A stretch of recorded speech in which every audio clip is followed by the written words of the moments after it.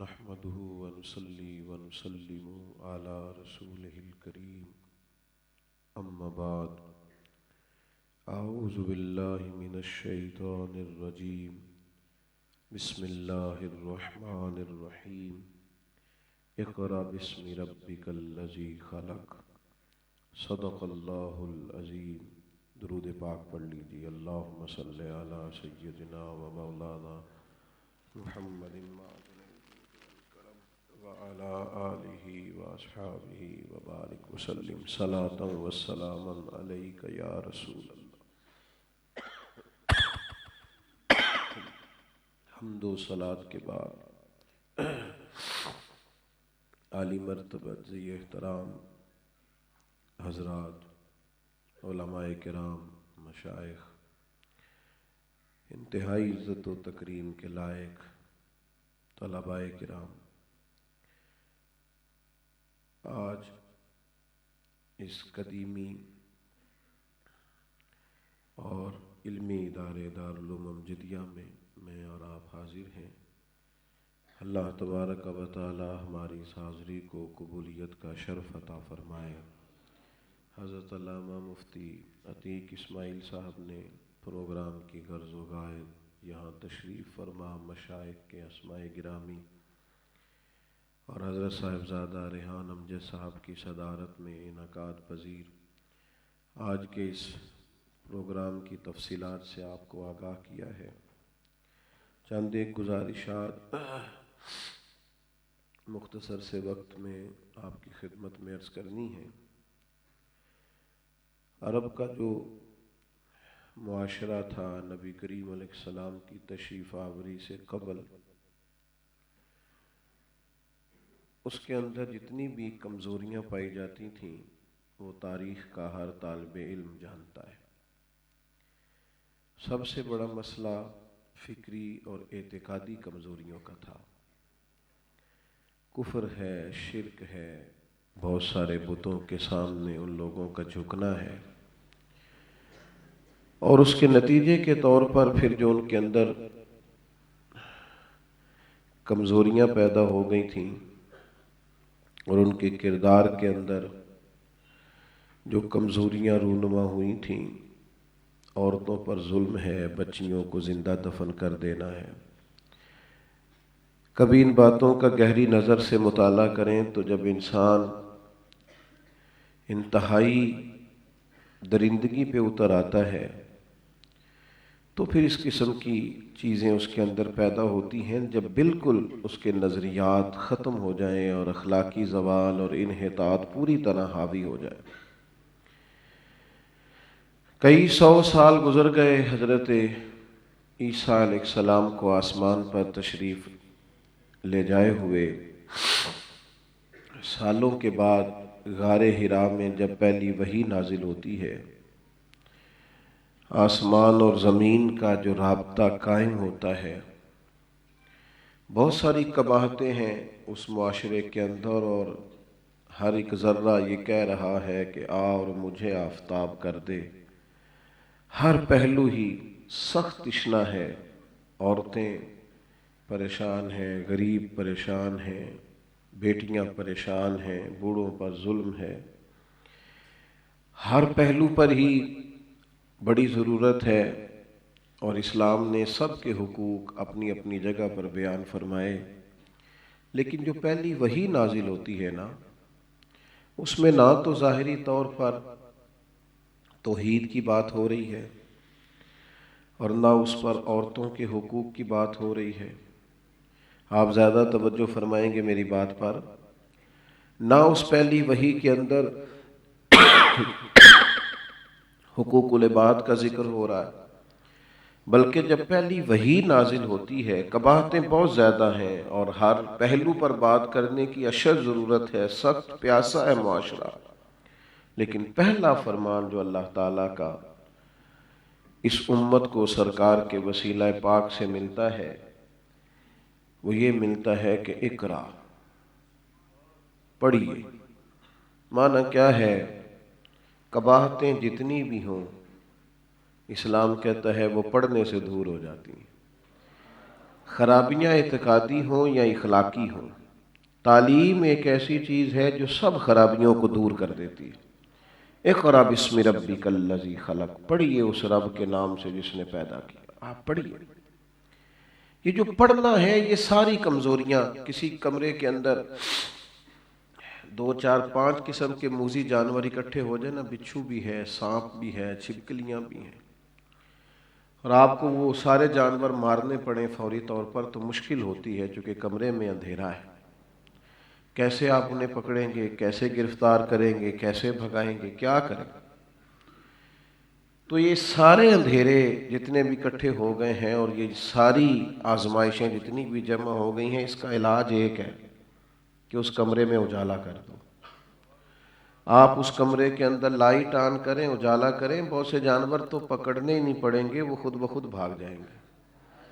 علم ایک ایسا نور ہے کہ جب اس علم کی روشنی کر دی جاتی ہے تو بہت سارے اندھیرے تو ویسے ہی دور ہو جاتے ہیں، بہت ساری چیزیں تو ویسے ہی نکل جاتی ہیں۔ پڑھنا، اور پھر مشقت کے ساتھ پڑھنا، پھر یہ کہ کتاب سے پورا تعلق پیدا کرنا، اس طرح کا پڑھنا نہیں جس طرح آج لوگ مطالعہ کرتے ہیں کہ ان کے سامنے کتاب بھی کھلی ہوئی ہے اور ساتھ ان کے موبائل کی گھنٹیاں بھی بج رہی ہیں، وہ مطالعہ بھی کر رہے ہیں اور واٹس ایپ پر لوگوں کے ساتھ گفتگو بھی کر رہے ہیں، تو کیا کتاب سمجھ میں آئے گی؟ کیسے آپ کے ذہن میں عبارت بیٹھے گی؟ جب تک پوری طور پر کتاب سے آپ گفتگو نہیں کرتے، جب تک پوری طور پر آپ کتاب کے ساتھ اپنے ذہن کو پوری طور پر لگا نہیں دیتے۔ اقبال کہتے ہیں تجھے کتاب سے حاصل نہیں فراغ کہ تو کتاب خواں ہے مگر صاحب کتاب نہیں۔ کتاب تو انسان کو اٹھا دیتی ہے کہ اٹھو نا، پہلے مجھے مکمل تو کرو۔ میں نے ایسے لوگوں کو دیکھا کہ 500 صفحے کی کتاب ہے لیکن وہ ایک نشست میں بیٹھے ہیں اور پڑھ کے اٹھے۔ وہ کہتے ہیں اس کا لطف اتنا زیادہ ہے، اس کا ذائقہ اتنا زیادہ ہے کہ یہ جو ہمارے مشائخ علمی کام کرتے تھے تو وہ کام انہیں لطف دیتا تھا، ان پر بوجھ نہیں بنتا تھا۔ ایسا نہیں تھا کہ وہ بڑی تکلیف میں ہیں اور وہ کسی نے بڑا جبرن بٹھایا ہے۔ وہ ساتھ جو باقی بہت سارے علوم کی انہوں نے مہارت حاصل کر لی، تو اس کی بنیادی وجہ بھی یہ تھی کہ وہ کام انہیں ذائقہ دیتا تھا، وہ خوش ہو کے کرتے تھے۔ قرآن مجید کی تفاسیر کا جب وہ مطالعہ کرتے تو وہ محسوس کرتے کہ قرآن مجید کا مطالعہ کے ساتھ ساتھ ان کے دل میں بہت ساری گریں کھل رہی ہیں، ان کی طبیعت لگ رہی، ان کا ذوق بڑھ رہا۔ دیکھیے نا، امام مالک رحمۃ اللہ علیہ کی خدمت میں کوئی شخص مسئلہ پوچھنا آتا ہے، اور اگر وہ کہتا ہے مجھے کوئی فقہ کی بات پوچھنی ہے تو حضرت بتا دیتے ہیں، لیکن اگر وہ کہتا ہے نا مجھے حدیث پاک سننی ہے، تو یہ ان کا اپنا ذوق ہے۔ کسی جگہ کتاب و سنت میں اس کا حکم نہیں، یہ ان کا اپنا ذوق ہے کہ اس نے کہا مجھے حدیث پاک سننی ہے تو انہوں نے اٹھ کر غسل کیا ہے، ہزاروں کے مجمع کے لیے نہیں، ایک آدمی کے لیے غسل کیا ہے، خوشبو لگائی ہے، امامہ باندھا ہے، پھر وہ منبر پر بیٹھے اور پورے عالمانہ وقار کے ساتھ بیٹھے، اور پھر اس شخص کو سامنے بٹھایا ہے، اللہ کی حمد کی ہے، محبوب پہ درود بھیجا ہے، پھر نبی پاک کی حدیث پاک کو بیان فرمایا۔ یہ اہتمام انسان کے ذوق کو دوبالا کرتا ہے، آپ کی طبیعت کے اندر نور پیدا کرتا ہے۔ جب آپ اس ذوق کے ساتھ چیزوں کو لیتے ہیں نا، خلیفہ اعلیٰ حضرت مولانا ابو یوسف محمد شریف صاحب کوٹلوی رحمۃ اللہ علیہ، ان کے صاحبزادے تھے سلطان الواعظین مولانا ابو نور محمد بشیر صاحب رحمۃ اللہ علیہ، وہ فرمایا کرتے تھے کہ مجھے کوئی شخص مولوی کہتا ہے تو مجھے برا نہیں لگتا، بہت اچھا لگتا ہے۔ بہت سارے لوگ ہوتے ہیں نا، وہ بلا وجہ سے اپنے آپ کو کمزور سا اور دبا سا اور پیچھے ہٹا سا وہ سمجھتے ہیں۔ ہمارے ہاں تو بعض لوگ کہتے ہیں بھئی تم مجھے صرف مولوی نہ سمجھنا، تو مولانا کہا کرتے تھے بھئی تو مجھے مولوی سمجھنا، میں ہوں مولوی۔ یہ کوئی تانے والی بات ہے؟ آپ کو لوگ علمی تعارف سے بلا رہے ہیں اور آپ کہہ رہے ہیں کہ مجھے مولوی نہ سمجھنا، اس کا کیا مطلب ہے؟ آپ اس کو اپنے لیے اعزاز بنائیں، آپ کہیں شکر ہے اللہ کا کسی نے مولوی صاحب کہا ہے، ہم ہیں بھئی مولوی صاحب۔ اس میں کیا کمزوری ہے؟ بلا وجہ 2 قدم پیچھے ہٹنے کا معنی کیا ہے؟ زندگی میں اس جگہ پہ کھڑے ہو جانا جس پہ صرف وضاحتیں دی جائیں، اس کا مطلب ہاں یہ ضرور اسے کہیں کہ جس کو تم عرف عام میں آج سمجھتے ہو اب وہ دور نہیں رہا. اب تو بھائی مولوی اللہ کے فضل سے تقاضوں سے آگاہ ہیں، انہیں خبر ہے. تم اگر کسی اور معنی میں یہ بات کر رہے ہو تو وہ تمہاری بات درست نہیں ہے، ورنہ ہم نے تو اعلیٰ حضرت فاضل بریلوی کے نام کے ساتھ بھی کتابوں میں مولوی لکھا ہوا دیکھا ہے، تو مشائخ کے ناموں کے ساتھ لکھا ہوا دیکھا ہے. اس میں کمزوری والی کیا بات ہوئی؟ کبھی بھی ایسی پوزیشن پہ کھڑے نہ ہو. اور پھر آپ طالب علم ہیں جو علم کو طلب کرتا ہے، جو ذوق رکھتا ہے علمی. حضرت مفتی وقار الدین صاحب رحمۃ اللہ علیہ کے حالات میں نے پڑھا، کیا فرماتے ہیں کہ حضرت صدر الشریعہ رحمۃ اللہ علیہ فرمایا کرتے تھے سوال کیا کرو، جھجکا نہ کرو. اور یہ بھی ہوتا ہے ہمارے مدارس میں کہ جب طلباء سوال کرتے ہیں تو اس میں بعض اوقات اساتذہ کا بھی فائدہ ہوتا ہے. کچھ چیزیں ڈھونڈنی پڑتی ہیں، نکالنی پڑتی ہیں، کچھ ورک گردانی کا موقع ملتا ہے. اور سوال کرنے والے طلباء یہ باقی جو کلاس فیلوز ہوتے ہیں ان کا بھی بڑا نفع کرتے ہیں. تو فرماتے ہیں میں بہت زیادہ سوال کرتا تھا حضرت صدر الشریعہ سے.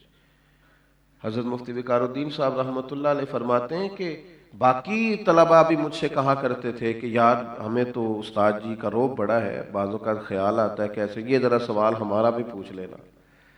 اور پھر ان کو وہ علمی ذوق اس کے نتیجے میں حاصل ہوا. یعنی آپ کسی چیز کو پڑھ رہے ہیں، پھر آپ اس کو سمجھنا چاہتے ہیں، پھر آپ اس پر غور کرنا چاہتے ہیں، پھر آپ اس کے نتائج کو سمجھنا چاہتے ہیں، اس کی حکمت کو سمجھنا چاہتے ہیں، اسے آپ معاشرے میں اپلائی کیسے کریں گے، سوسائٹی میں اس کا رواج کیسے ہوگا، اس کو آپ غور کرنا چاہتے ہیں. فرماتے ہیں میں کلاس میں سوالات کرتا تھا، پھر اللہ نے انہیں توفیق دی. یہ بھی فرماتے ہیں کہ پھر مجھ پر وہ وقت بھی آیا کہ میں نے ساری رات مطالعہ کیا. تو یہ نہیں ہوتا جب تک آپ کا ذوق نہ ہو، جب تک کتاب آپ کو لطف نہ دے. ورنہ تو ایک طالب علم نے مجھ سے پوچھا، جمعہ پڑھاتے تھے، کہ بتائیے مطالعہ کیسے کرنا چاہیے، کتاب کو کیسے دیکھنی چاہیے. تو میں نے کہا یار آپ جمعہ پڑھانے کے لیے مطالعہ پوچھ رہے ہیں، وہ تو آتا ہی نہیں اگر اس نیت سے پڑھا جائے کہ مجھے صرف لوگوں کو ہی سنانا ہے، مجھے صرف کسی کو ہی بتانا ہے. یہ خالص اس نیت سے اگر آپ چیز کو لے رہے ہیں تو کتاب آپ کے ساتھ گفتگو کیسے کرے. اگر آپ کا ذوق اس طرح کا ہو کہ مجھے نہ وہ اپنے لیے پڑھنا، اپنے لیے سمجھنا ہے، میرے اوپر وہ طاری ہو جو چیزیں میں کھولنا چاہ رہا ہوں مجھے اس کی سمجھ آئے. اس بات کی آپ کو سمجھ نہیں آ رہی وہ آپ کسی کو کیسے سمجھا سکیں گے. جو بات آپ پر طاری نہیں ہو رہی وہ آگے کسی شخص کو کیا لطف دے گی. تو آپ اپنے ذوق کو علمی بنائیں گے. دوسری گزارش یہ ہے کہ ہمارے ہاں ایک بہت زیادہ بات ہوتی ہے کہ ہمیں جدید تقاضوں سے آگاہ ہونا چاہیے، اس میں کوئی شک نہیں، اور یہ بہت بڑی ضرورت ہے تقاضوں کی آگاہی. لیکن ایک بات جو کم از کم اس ادارے سے پوری دنیا میں گئی ہے ہمیشہ، اسے کبھی نہیں بھولنا. ہمیں ہر جدید تقاضے کو سمجھنا ہے، غور کرنا ہے، اور وقت کے تقاضوں کے مطابق اشاعت دین کا کام کرنا ہے، ابلاغ کرنا ہے. لیکن ان جدید تقاضوں کے ساتھ ساتھ ہمیں کسی نئے عقیدے کی طرف نہیں جانا. عقائد اور نظریات کو مضبوط رکھنا ہے. ہمارے بچے پتہ نہیں کس کو سن رہے ہوتے ہیں، ان کی جیبوں میں پتہ نہیں کس کی گفتگو چل رہی ہوتی ہے. جو لوگ نظریاتی طور پر کمزور ہو جاتے ہیں وہ زندگی میں کچھ نہیں کر پاتے.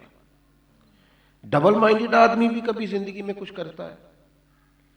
یہ جن بزرگوں کی قدموں میں آپ بیٹھتے ہیں نا، حضرت مفتی ظفر علی نعمانی صاحب رحمۃ اللہ علیہ، حضرت علامہ عبد المصطفیٰ اعظمی صاحب رحمۃ اللہ علیہ، حضرت مفتی وقار الدین صاحب، حضرت علامہ قاری مصلح الدین صدیقی صاحب، یہ وہ مشائخ تھے جو نظریاتی طور پر پختہ لوگ تھے. ذہنی اور فکری طور پر کسی قسم کی کمزوری نہیں تھی. جب کوئی شخص جب بھی ذہنی طور پر بہت پختہ ہوتا ہے نا، نظریاتی طور پر اس کا کام مضبوط ہوتا ہے. لیکن کمزور باتیں کرنا، کچی پکی باتیں کرنا، اور مطلب اسٹیج پر میں نے دیکھا ہے کچھ لوگ بڑی بڑی مضبوط بات کر رہے ہوتے ہیں، لیکن نیچے اتر کو کہتے ہیں یار اس کا ذرا مفہوم مخالف بھی دیکھ لو، ذرا دوسری رائے کو بھی سن لو۔ یہ کمزوری ہمارے بزرگوں کے ہاں نہیں پائی جاتی تھی۔ مزاج پختہ، عقیدہ پختہ۔ کسی جگہ آپ کو کسی بات میں کسی چیز کو سمجھنا ہے تو آپ اپنے مشائخ کی طرف رجوع کریں، آپ سوالات اٹھائیں، آپ چیزوں کو سمجھیں، عقائد کے دلائل پر پوری طرح آگاہ ہوں، لیکن عقائد کی مضبوطی یاد رکھیے گا۔ جہاں بھی جدید تقاضوں کی بات ہوگی اس کو ضرور پیش نظر رکھو۔ حضرت امیر ملت رحمت اللہ تعالی علیہ کا قول بڑا زبردست ہے، فرمایا کرتے تھے ہر چیز نہیں لیں گے، لیکن دین وہی پرانا ہے جو حضرت صدیق اکبر سے ملا ہے، حضرت فاروق اعظم سے ملا ہے، حضرت عثمان غنی اور مولا علی نے ہمیں عطا فرمایا ہے۔ میں نے تھوڑی سی دنیا دیکھی ہے، پاکستان کے تمام صوبہ جات اور ان کے نیچے اتر کے کونے تک بھی میں نے دیکھے ہیں۔ میں نے صرف وہی لوگ مضبوط دیکھے ہیں جو عقیدے کے لحاظ سے مضبوط تھے، انہی کو انشراح صدر حاصل تھا، وہی کوئی کام محنت سے کر پاتے تھے، جد و جہد بھی انہی لوگوں میں تھی چونکہ نظریاتی پختگی حاصل تھی۔ باقی عملی معاملات ہیں، اس میں آپ جدت کو اختیار کریں، کرنا چاہیے، وہ بڑا ضروری کام ہے، اور طلباء کو چاہیے کہ وہ باقی کاموں میں بھی مہارت پیدا کریں، گھر کے کاموں میں بھی دلچسپی لیں۔ میں طلباء سے کہا کرتا ہوں کہ جب آپ مدرسے سے ہو کے گھر جائیں تو بہت رغبت سے کھانا نہ کھایا کریں گھر جا کے۔ کسی کو یہ تاثر دینے کی کیا ضرورت ہے کہ مدرسے میں تو مجھے کھانا ٹھیک نہیں ملتا۔ کوئی ایسا تاثر آپ باہر نہیں چھوڑیں کہ جو آپ کے باقی بہن بھائی اسکول کالج سے وابستہ ہے وہ یہ خیال کریں کہ جناب پتہ نہیں یہ کسی کمزوری کا شکار ہے۔ اور اس کے بعد بھی جتنے تقاضے ہیں ان کو ہمیں سمجھنا چاہیے۔ تیسری گزارش میری طلباء کی خدمت میں یہ ہوگی، بڑے ادب کے ساتھ، کہ ایک فطری اصول ہے انسان کی زندگی میں کہ انسان جو لوگ اس کے قریب ہوتے ہیں نا اس کا خیال ہوتا ہے کہ ان میں کمزوریاں ہیں، اور جو لوگ بہت زیادہ دور ہوتے ہیں ان کے بارے میں خیال ہوتا ہے بہت اعلیٰ چل رہے ہیں وہ لوگ۔ یہ ہمارے ذہن میں بات ہوتی ہے۔ میں مختلف جگہوں پہ جاتا ہوں تو بعض اوقات لوگ اپنے شہر کے کسی عالم کے بارے میں یا کسی خطیب کے بارے میں کوئی شکوے کی بات کرتے ہیں، اور ساتھ یہ بھی کہتے ہیں کہ آپ بڑے اچھے آدمی ہیں لیکن ہمارے مولانا کے اندر یہ کمزوریاں ہیں۔ تو میں ان کی خدمت میں اکثر عرض کرتا ہوں کہ میں ذرا دور رہتا ہوں نا، اور دوسری بات یہ ہے کہ میں تو 2-3 گھنٹے کے لیے آیا ہوں، مجھے چلے جانا ہے۔ آپ کو اپنے عالم سے ہی وابستہ ہونا چاہیے چونکہ آپ کے تمام معاملات وہی دیکھیں گے۔ ہم جب کسی ادارے میں تعلیم حاصل کر رہے ہوتے ہیں تو سب سے اچھے استاد وہ ہوتے ہیں جو ہمیں پڑھا رہے ہوتے ہیں، سب سے بہترین مدرسہ وہ ہوتا ہے جس میں ہم پڑھ رہے ہوتے ہیں۔ یہ ادھر ادھر نظر اٹھانا دیکھنا ٹھیک ہے، کسی وقت آپ کسی اور جگہ چلے جاتے ہیں وہ معاملہ اور ہے، لیکن یاد رکھیے جہاں انسان رہتا ہے، جس گود میں وہ پرورش پاتا ہے، اگر وہ اس کی ٹھنڈوں کو محسوس نہیں کرتا، اس کی خوبصورتی کو محسوس نہیں کرتا تو وہ پڑھ نہیں پاتا، وہ سکون نہیں لے پاتا۔ آپ جہاں ہیں وہاں اطمینان سے وقت گزاریں اور خوش قسمت جانیں اپنے آپ کو، اس سے شکر بھی پیدا ہوتا ہے اور انسان کا دل بھی لگتا ہے، ورنہ ہر وقت ادھر ادھر دیکھنے سے کمزوری پیدا ہوتی ہے۔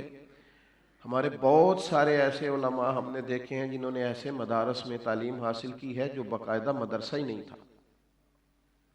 کسی عالم کے گھر جانا یا ان کی مسجد میں جانا اور جا کر پڑھنا، لیکن ذہن پڑھنے والا تھا، شوق تھا، ذوق تھا، تو تعلیم ہو گئی۔ حضرت خواجہ نظام الدین صاحب رحمۃ اللہ علیہ کے ایک مرید تھے، ان کے دل میں بھی خیال آتا تھا کہ ہماری خانقاہ میں یہ تبدیلیاں ہونی چاہیے، تو اس کا اظہار 2-4 جگہوں پہ انہوں نے کیا، باقی چیزوں کو باقی جگہوں کو دیکھتے ہوں گے، اور خیر کی بات اور خیر کی تبدیلی کو بری چیز بھی نہیں ہے۔ تو بار بار جب ان کے مزاج میں شدت آئی تو حضرت خواجہ نظام الدین صاحب رحمۃ اللہ علیہ نے ان سے کہا کہ آپ کچھ دن پانی پت میں ایک خانقاہ ہے وہاں گزار کے آئیں۔ 10-11 دن گزار کے آئے تو حضرت نے پھر ان کو کہا کہ آپ فلاں علاقے میں ایک خانقاہ ہے، میرا خیال ہے وہاں کچھ دن گزاریں۔ 2-3 جگہوں پہ بھیجا تو جب چوتھی جگہ بھیجنے لگے تو انہوں نے ہاتھ باندھ دیا، عرض کی حضور میں یہیں ٹھیک ہوں، میں دیکھ آیا ہوں چیزوں کو، میں یہیں بہتر ہوں۔ تو ایک تو اس بات پر ضرور توجہ کریں۔ بس میں اپنی بات سمیٹنے لگا ہوں۔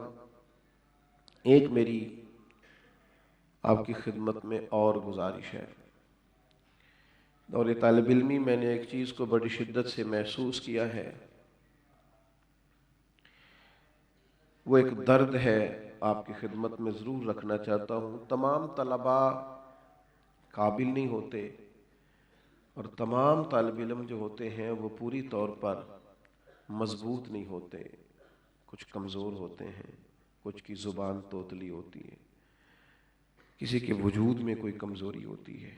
میں نے دیکھا ہے کہ مزاح کے نام پر، خوش طبعی کے نام پر کچھ لوگوں کی ایسی حوصلہ شکنی ہوئی، ایسی حوصلہ شکنی ہوئی، کچھ بن سکتے تھے وہ بیچارے، غریب گھر تھا، کمزور فیملی سے تعلق تھا، لیکن مدرسے میں بعض ایسے لوگوں کو جن کو تھپکی دینی چاہیے تھی، انہوں نے بھی ان کو مذاق بنا لیا۔ پورے کے پورے ادارے میں اس طالب علم کے ساتھ اس طرح کا رویہ رکھا گیا کہ بالآخر وہ بیچارے کمزور ہو گئے ذہنی طور پر، اور ادارہ چھوڑ کے چلے گئے۔ یہ چیزیں درست نہیں ہوتی۔ آپ خوش طبعی کریں، لیکن کبھی بھی کسی شخص کا مذاق تو نہ بنائیں۔ قرآن مجید تو فرماتا ہے کہ یہ جاہلوں کا طریقہ ہے۔ جب حضرت موسیٰ علیہ السلام نے کہا، سورۃ البقرہ میں آپ کو ملے گا کہ گائے ذبح کرو، تو انہوں نے کہا آپ ہم سے مذاق کرتے ہیں، تو آپ نے فرمایا میں اللہ کی پناہ مانگتا ہوں جاہلوں میں سے ہو جاؤں۔ تو جو جہلاء کا طریقہ ہے، کسی بھی طالب علم کی حوصلہ شکنی نہ کریں۔ وہ سب نے مناظر اسلام تھوڑی بننا ہے، کچھ سبھی کو محقق تھوڑا بننا ہے، کچھ ہماری طرح کے صرف جمعہ پڑھانے والے بھی ہوں گے، صرف نماز پڑھا لیا کریں گے۔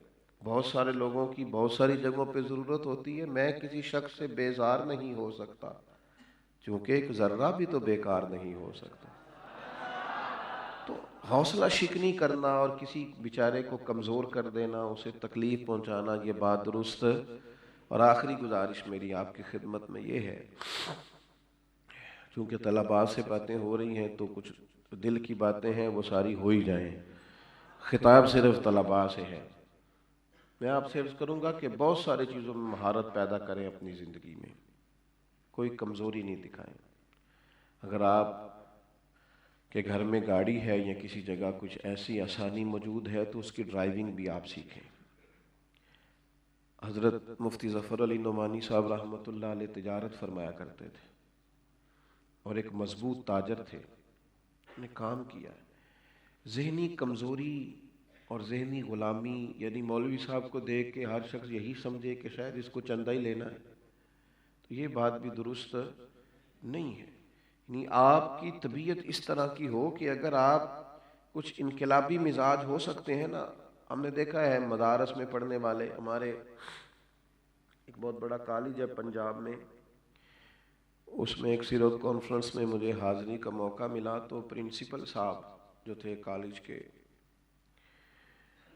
وہ مجھ سے کہنے لگے کہ میں نے انہیں کہا مسجد بڑی عمدہ بن گئی ہے، ایک دفعہ میں پہلے آیا تھا تو کمزور تھی، تو کہنے لگے ایک اسٹوڈنٹ ہمارے یہاں سے پڑھ کے بہت کامیاب بزنس مین بنے ہیں، کئی ممالک میں انہوں نے بزنس کیا۔ تو اب وہ یہاں آتے ہیں تو وہ اس قدر زیادہ خرچ کرتے ہیں ہمارے کالج پر، اس قدر زیادہ خرچ کرتے ہیں کہ بہت ساری چیزیں تو ایسی ہیں جو ہمیں کہنا ہی نہیں پڑتی، وہ خود سے وزٹ کرتے ہیں، خود سے کام شروع کر دیتے ہیں۔ ہمیں بہت ساری چیزوں میں صلاحیت پیدا کرنی ہے۔ الحمدللہ اللہ کا فضل ہے، تیزی سے طلباء بڑے ہیں یونیورسٹیز میں، مدارس کے بچے ہیں جو زیادہ ایم فل کر رہے ہیں، پی ایچ ڈی کر رہے ہیں، ایک بہت بڑی تعداد۔ آپ اپنے ذہن کو تھوڑا کھولیں گے اور جو وقت ضائع ہوتا ہے ادھر ادھر اسے باقی کاموں پہ لگائیں گے، مختلف زبانوں میں مہارت حاصل کریں گے، آپ کچھ اور چیزوں کی طرف بھی اپنی رغبت پیدا کریں گے، تو جب کوئی شخص مضبوط ہوتا ہے تو جہاں وہ وابستہ ہوتا ہے وہاں بھی مضبوطی ہوتی ہے۔ اعلیٰ حضرت بریلوی رحمۃ اللہ تعالیٰ علیہ کی شخصیت کو جب ہم پوری طور پر پڑھتے ہیں تو آپ نے جس بیدار مغزی کے ساتھ لوگوں کو تیار کیا ہے، تو اس میں ہر قسم کی شخصیات آپ کو ملیں گی، بہت زیادہ تصوف پر کام کرنے والے، صوفیزم کو فروغ دینے والے بھی آپ کے خلفاء ہیں، تدریس میں مہارت رکھنے والے اور شعر و سخن میں مقام پیدا کرنے والے اور پوری دنیا میں دین اسلام کی تبلیغ کرنے والے۔ انہوں نے کسی شخص کو بھی یہ نہیں کہا کہ آپ سبھی شعبہ جات میں کام کریں یا آپ اس شعبے میں کام کر رہے ہیں تو دوسرے میں کیوں نہیں کر رہے۔ بس انہوں نے دیکھا کہ یہ آدمی کہیں ڈیوٹی کر رہا ہے تو اس کو اسی میں انہوں نے آگے تھپکی دے کے بھیجا۔ طلباء کو یہ چاہیے کہ جو ٹائم طالب علمی کا ہے وہ صرف اسی میں گزارا جائے، سیکھنے میں گزر جائے، سیکھنے کچھ نہ کچھ سیکھتے رہیں۔ باقی جو غیر نصابی سرگرمیاں ہیں ان میں بھی مضبوطی ہونی چاہیے۔ میں اکثر کہتا ہوں کہ مدرسے کے طالب علم کو تو شرارت بھی پڑھی لکھی کرنی چاہیے، اس میں بھی جہالت نہیں ٹپکنی چاہیے، اور یہ کرتے ہیں ہمارے طلباء۔ میں ایک دن دیر سے آیا رات کو تو ایک کمرے میں بڑا شور کی آواز آ رہی تھی، تو میں نے کہا کہ 2 بجے بھی یہ شور کر رہے ہیں رات کے، حد ہو گئی۔ تو اس کمرے کی جا کے لائٹ آن کی لیکن سبھی سو رہے تھے اور ان کے خراٹوں کی بھی بہترین آوازیں آ رہی تھیں، کوئی مطلب ایسا مسئلہ نہیں تھا۔ تو میں نے ان کو ڈرایا بھی، بہت ماروں گا صبح ابھی سے بتا دو کون بول رہا تھا، کہ وہ نہیں ڈرے۔ پھر میں نے ان کو یہ بھی کہا کہ انعام بھی دیا جائے گا، ظاہر ہے آپ لوگ اس وقت یہ کر رہے تھے تو باقیوں کا فائدہ ہوگا، لیکن وہ کسی انعام کے لالچ میں بھی نہیں آئے۔ جب زیادہ ہی دیر ہو گئی تو پھر میں نے جو میرے ساتھی تھے ان سے کہا کہ بہتر یہ ہے کہ ہم ہی رجوع کر لیں کہ ہمیں دھوکہ ہوا ہے۔ تو پڑھی لکھی اور سمجھدار قسم کی ان لوگوں کے معاملے، لیکن ایک اور بھی حسن بڑا شاندار ہے کہ یہ طلباء بڑے عمدہ ہوتے ہیں۔ کبھی جب چھٹیاں ہوتی ہیں یہ جاتے ہیں، آپ کو اندازہ نہیں ہے کہ آپ کے اساتذہ آپ سے پیار کتنا کرتے ہیں۔ کچھ بچے چھوڑ کے چلے جاتے ہیں ادارہ، بہت تلخ ہو گئے۔ ایک دن ہمارے ایک استاد، بڑی خفگی کچھ دن ان کے چہرے پہ رہی۔ میں نے عرض کی کہ میں پاؤں دبا دوں تھوڑے سے، تو ان کی خدمت میں حاضر ہوا تھوڑی دیر۔ تو میں نے کہا حضور کوئی گھر میں پریشانی ہے؟ آپ طبیعت فرمانے لگے یار وہ فلاں طالب علم تھا، اس پر بڑی محنت کی تھی، بڑی خواہش تھی، کچھ ذہن میں باتیں تھیں کہ شاید کچھ بنائیں گے، اس نے سوچا ہی نہیں ہے اور چپکے سے چھوڑ کے چلا گیا ہے۔ آپ یقین کریں میں باوضو ہوں اور مسجد میں ہوں، ہمارے حضرت رو پڑے، فرمانے لگے اسے پتہ ہی نہیں تھا ہم اس سے پیار کتنا کرتے ہیں۔ میں نے کہا حضور میں جاؤں اس کے پاس اور اس کو جا کے کہوں کہ وہ واپس آ جائے اسی مدرسے میں؟ فرمانے لگے نہیں، یہ ہمارے وقار کے خلاف ہے، اس نے اچھا نہیں کیا، لیکن دعا کرتے رہیں گے، وہ جہاں رہے اللہ اسے کامیابیاں عطا فرمائے۔ یہ اس بات کو آپ سمجھیے، کمزوری نہ دکھائیں اساتذہ کے معاملے میں۔ جو شخص آپ پر بہت غصہ کسی وقت کر رہا ہوتا ہے نا، اس غصے کے پیچھے بھی اس کی بہت بڑی شفقت کار فرما ہوتی ہے۔ وہ زیادہ امید رکھتا ہے آپ سے، وہ چاہتا ہے کہ آپ زیادہ مضبوط ہو جائیں۔ اس لیے طلباء کو چاہیے کہ وہ اپنے ذہنی طور پر اور فکری طور پر اپنے اداروں کے ساتھ پوری وابستگی حاصل کریں۔ اللہ تعالیٰ کی بارگاہ میں دعا ہے، میں نے کسی عنوان پر بات نہیں کی اس لیے کہ میں نے زیادہ طلباء کو دیکھا، کچھ ذہن اور لے کے آیا تھا، لیکن خیال کیا کہ جو چیزیں آپ تک مجھے پہنچانی چاہیے وہ میں پہنچا دوں۔ اللہ تعالیٰ اس ادارے کو ہمیشہ شاد و آباد فرمائے، اور اللہ تبارک و تعالیٰ یہاں جو آرام فرما مشائخ ہیں ان کے روحانی فیض سے ہم سب کو فیض یاب فرمائے۔ وما علینا الا